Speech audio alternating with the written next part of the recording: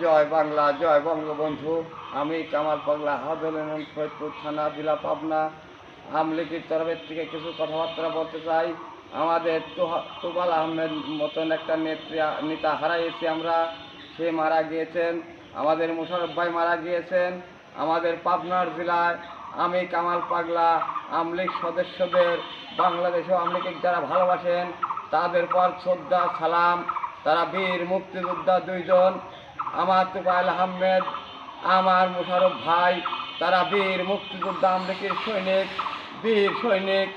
আমার বঙ্গবীর কাদের সিদ্দিকী, লতিফ সিদ্দিকী, তাদের আমি বলবো আমাদের এই বাংলাদেশে নৌকার উন্নয়ন চাই।